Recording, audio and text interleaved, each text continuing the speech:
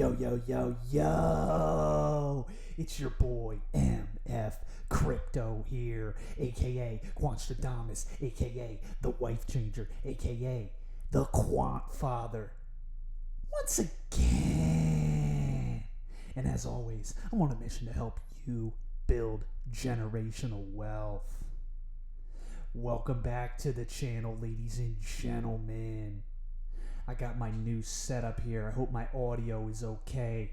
I haven't put up all the soundboards and acoustic panels yet to make this just right. But I got that vintage sound that you missed. Daddy is back. Big Papa, the Crip, in the house. Per request, I told you I'd have a video out for you today, and I will not disappoint. We got so much to catch up on. It is unbelievable. It has been over a month and a half since I dropped my last video, and that will change moving forward. More consistent content now that I am set up and have dealt with my family matters on the side. Ladies and gentlemen, the golden era of quant is here. We are ushering in the CBDC revolution, and I'm so excited about this video. I've got several videos included within this content itself and articles to keep you up to date on the absolute latest happenings with QNT. Let's jump right into the price action, guys. We're currently trading at 101.61. Let's hop over to my last video over 45 days ago, and I have been telling you quant will go down in price. And what do you see here on your screen, ladies and gentlemen? 121.31. We're down $20 since that video.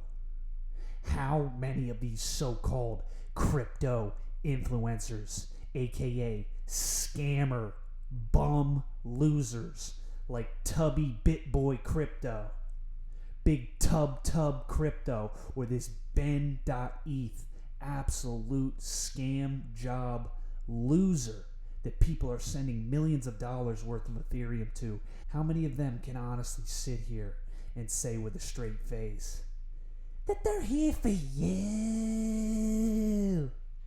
None of them, because they're all scam artist clowns. I posted out a tweet the other day about how these bums go to conferences on best learning practices on how to scam people in the space. They literally teach each other the best scamming tactics. I've had it with all of them. I'm calling all of them out. That's what Big Daddy Quantstradamus does. He calls out the frauds. Because as he said just a couple seconds ago, he's here for you.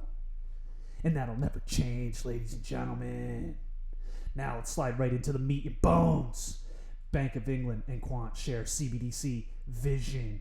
This was postmarked on May 16th. As I said, we got some catching up to do. Let's hop in. During a panel session at the Financial Times Digital Assets Summit last week, the Bank of England's Director for Central Bank Digital Currency, Tom Mutton, and our CEO, Big Daddy Gilbert Verdian, shared their views on a digital pound and tackled questions from the audience about personal data privacy and interoperability.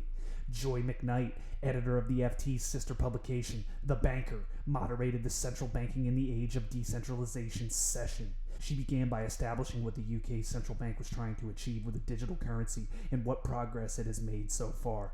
Listen in. We very much see it as a digital banknote, so it's something for everyday payments. Because it's Bank of England money, it would be risk-free.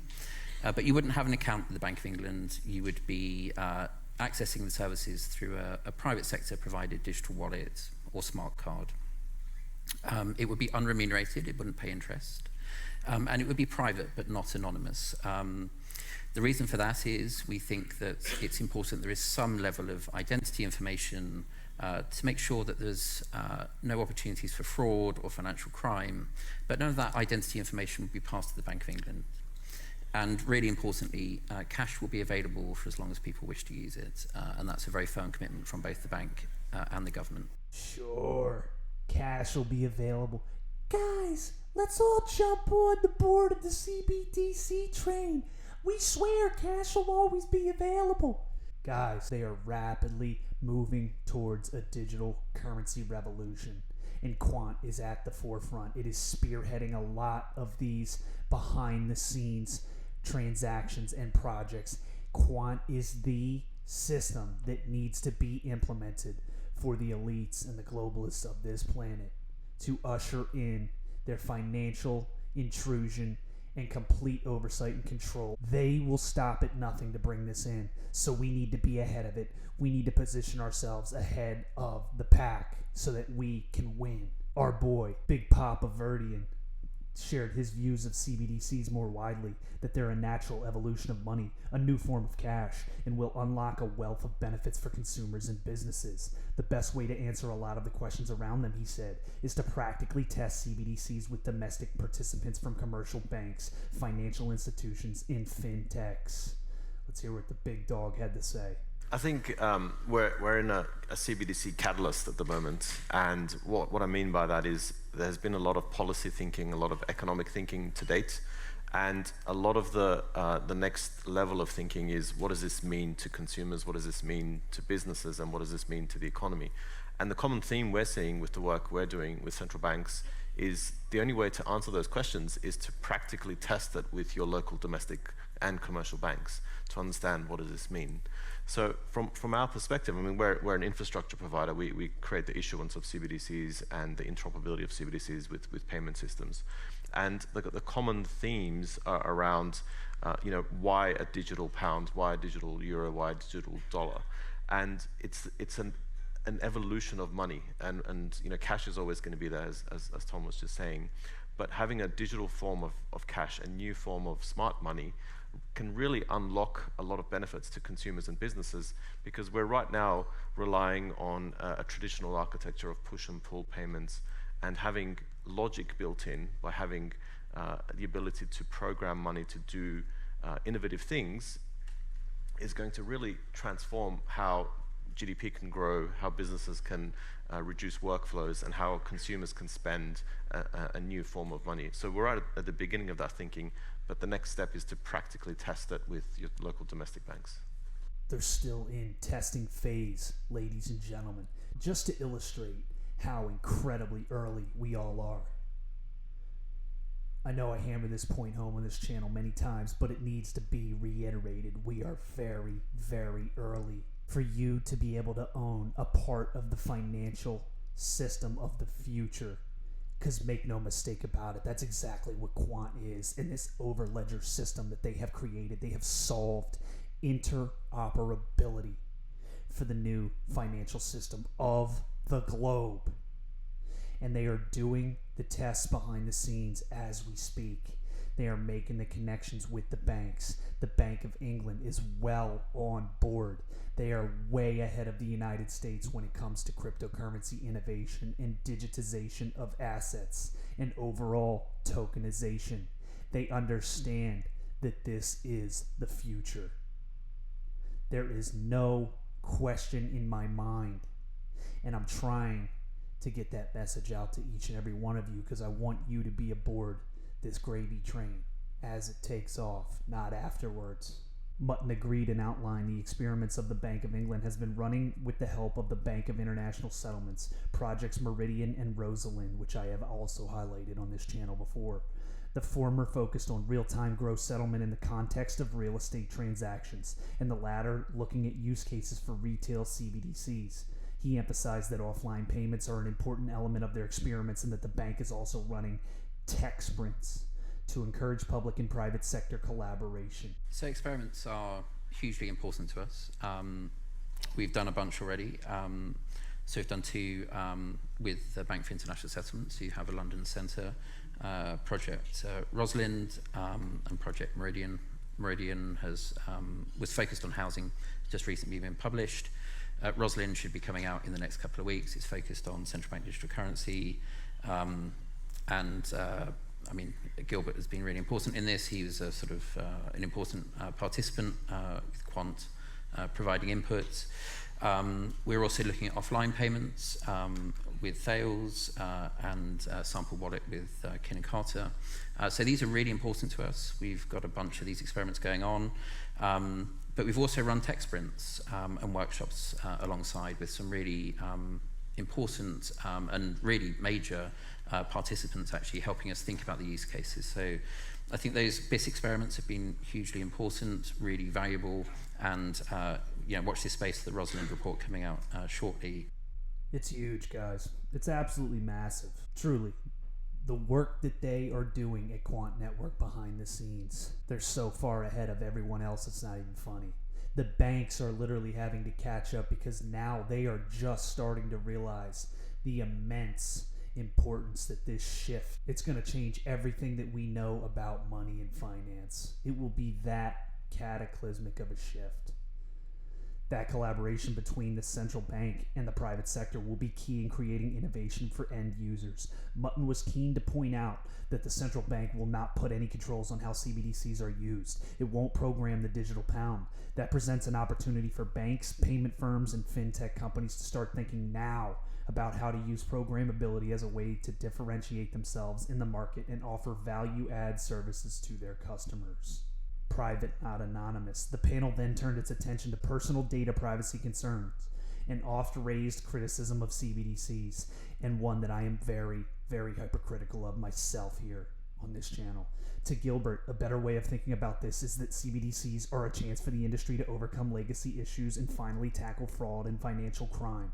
He expects consumers to have better protection from fraud and financial crime through a CBDC because this new form of technology can build fraud protection at the network level, and CBDCs give banks a holistic view of networks so preventative fraud can be tackled more efficiently, and this is absolutely true. So there are huge benefits to central bank digital currencies at preventing fraud and all sorts of criminal theft and stolen identity. Ladies and gentlemen, understand this is a dual-bladed sword, a double-edged sword, if you will. There are incredible pros to CBDCs, as aforementioned, but the cons are absolutely dastardly, and what we need to be very, very concerned with is our own financial privacy will suffer as a result of these banks having full control with the CBDCs, and they will be selling it to you as if it's all good things. But behind the scenes, we know what they are trying to do, so make no mistake about it. In the future, we will have to make the fight and stand up against full financial tyranny, because that's what they will try to do. Gilbert also explained that a digital pound will have rigorous data protection in place, and personally identifiable data will never be shared with the issuing central bank. Today, consumers provide more personal data to the likes of Google and Meta than they do to their own banks. I think the concern is valid. I mean, the ECB had a similar consultation, and the number one thing that came back with was privacy. We're all concerned about privacy. But if you think about 2023, we give more personal data to Google and Facebook and Apple every day than we do to our banks, our commercial banks. So we are already a data-giving society. It's not a new thing as us to comprehend. But the relationship between privacy is going to be held with the commercial banks and the banks that you hold accounts with. They will have an obligation to do the same AML and KYC and identity as they do with traditional money. But when they're transacting CBDCs, your personal data, and we've done tests and experiments with central banks on this, your personal data is not going to say Gilbert Verdian £10 Pret on chain for everyone else, including the central banks, to see. The transactional data on chain is on an interbank network that is looking at the actual API calls, it's looking at the values, but not personal identifiable information. And the reason for that is when you have a holistic view of the payment system, you get a better view of risk, you get a better understanding of governance, and it can help prevent a risk to the financial system because you can see like a real-time RTGS, a real-time gross settlement system, you can see in real time what is happening in the financial system. Very interesting. Gilbert seems to be very assured that privacy concerns will be addressed and taken care of, and that data is already shared on these other social media platforms such as Meta and Google. But I do not share the same viewpoint as him on that issue, and it's something to monitor moving forward. And believe me, Big Papa Quanstradamus will be on the case like a detective as far as the privacy concerns moving forward here with Quant Network and CBDCs, because it is very much so the number one hot button topic of CBDCs. And it's what all of you want to know and deserve to know, that your financial privacy will remain intact. Because there are many bad agents on this planet and in high places that aim to do harm and to enrich themselves at the cost of others. Quashadamas don't play that. Don't ever get it twisted. MF Crypto is here for the people. Let's slide down to interoperability.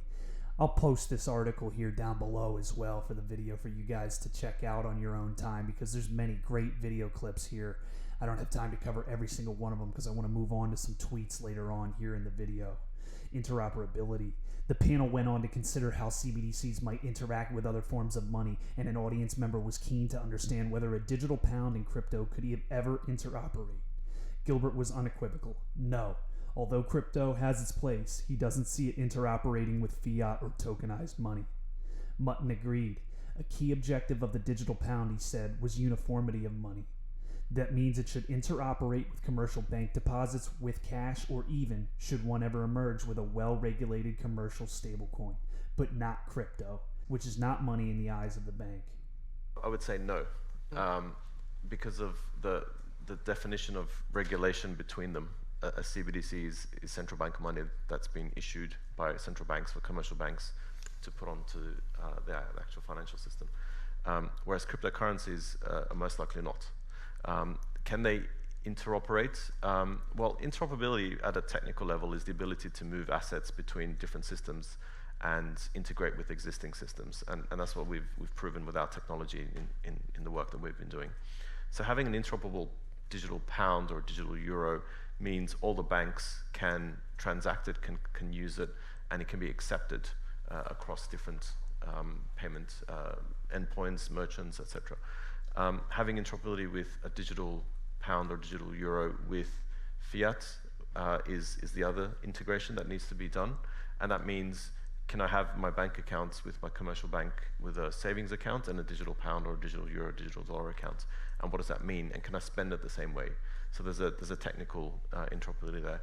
And I think crypto as an asset class, it has its place in the system, and the BIS has the flower which shows where it can fit.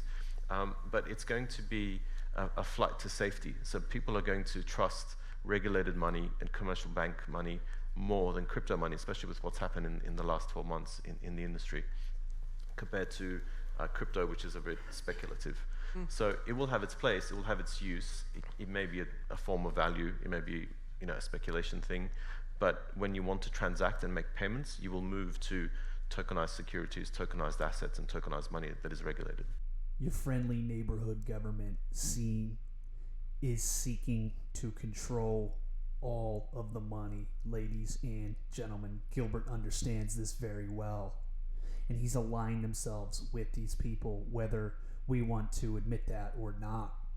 He knows what the financial future looks like, and it's important to understand that Gilbert is working hand in hand with the people that are making the decisions for the future of money. Let's slide over to another video from the Quant Network team. Why is resilience so critical in CBDC implementations? Our CEO, Gilbert Verdian, offered his perspective to a Future of Finance panel recently.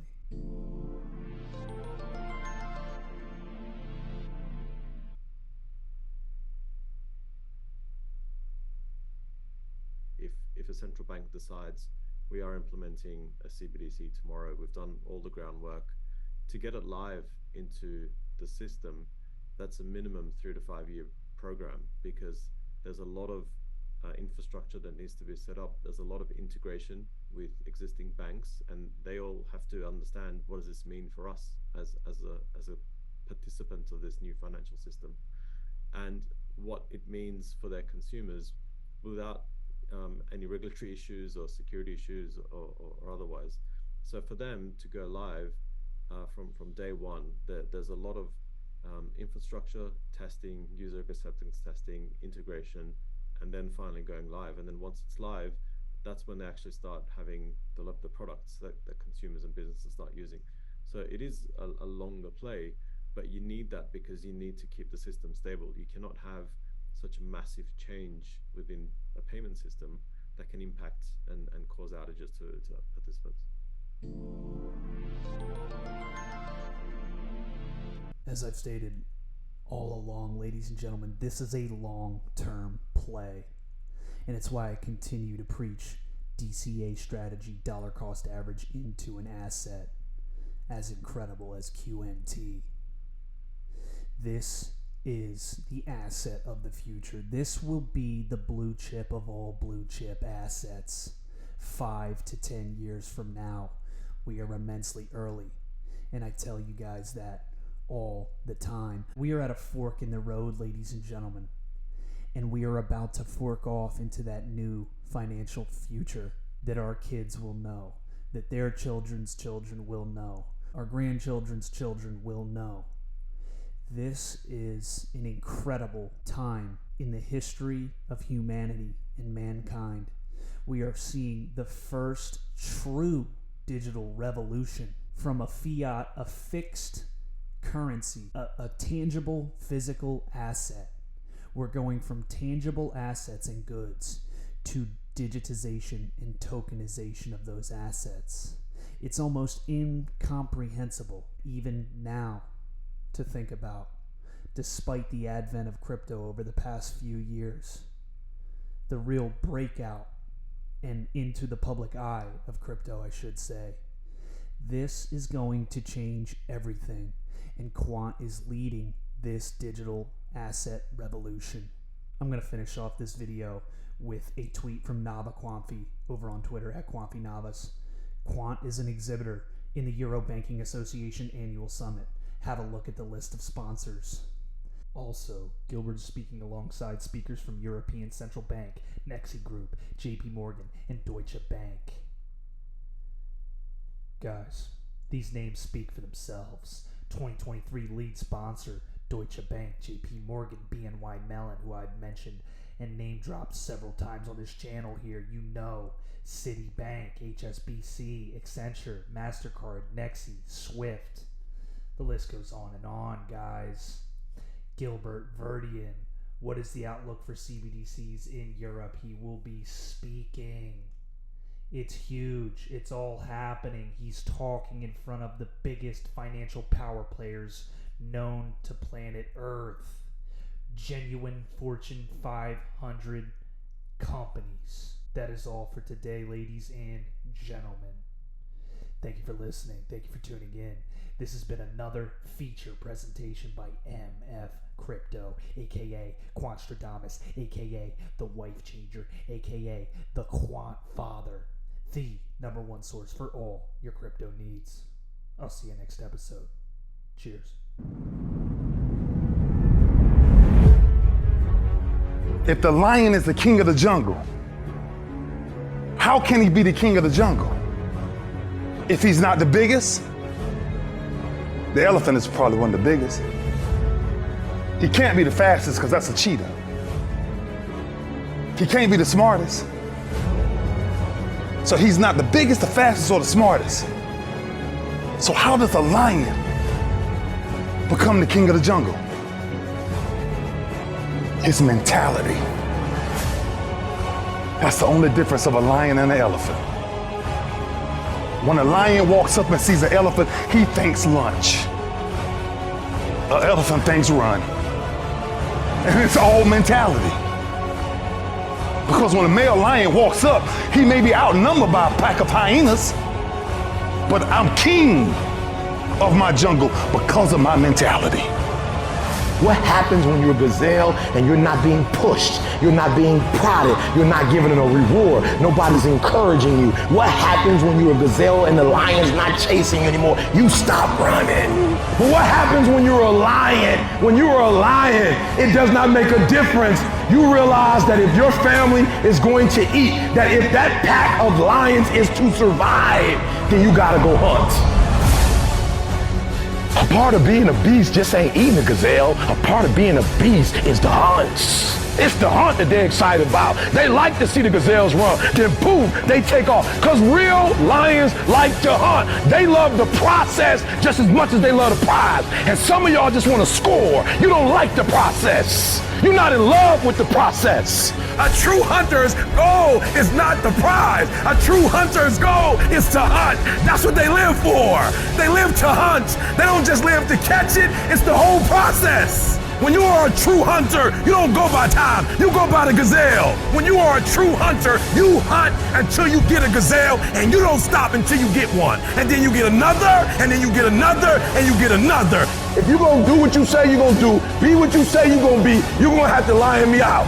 You a gazelle, you're gonna come up short. You a gazelle, you're gonna have an average experience. You a student, I need you in lion mode. You an entrepreneur, I need you in lion mode. You trying to lose weight, lion mode. You can't do nothing significant in gazelle mode, nothing. Nothing impressive happens in gazelle mode. Nothing happens in run mode, give up mode, quit mode, scared mode, fearful mode, nothing happens. Everything happens in lion mode like I'm coming to get you.